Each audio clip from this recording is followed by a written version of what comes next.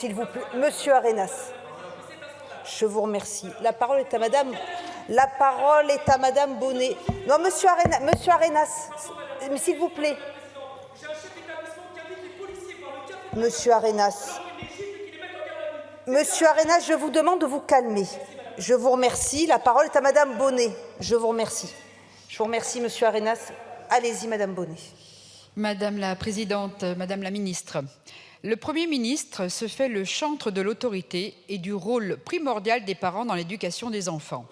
Pourtant, de nombreuses familles déplorent des refus arbitraires d'autorisation d'instruction en famille par les services académiques. De plus, les familles déplorent le climat de suspicion avec l'obligation de se soumettre à des contrôles annuels pour renouveler cette autorisation, même après avoir prouvé leur conformité aux critères exigés sur plusieurs années consécutives. Madame la ministre, votre gouvernement considère-t-il que les parents sont les premiers éducateurs de leurs enfants?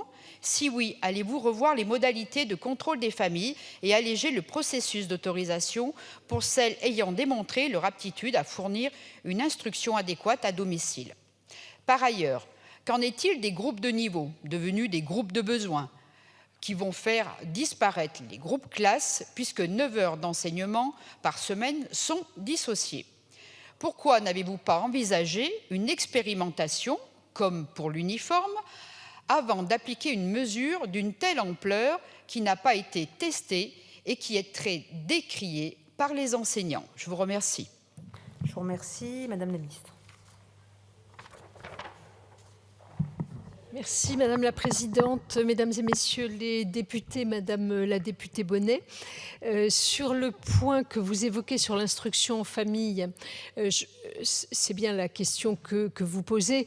Je vous rappelle que la loi de 2021 vise à protéger les enfants, c'est bien cet objectif qui est le nôtre, et que pour cela on est passé d'une logique de déclaration à un régime d'autorisation, que les équipes académiques qui effectuent les contrôles sont évidemment accompagnées pour traiter équitablement les demandes lorsqu'elles leur parviennent.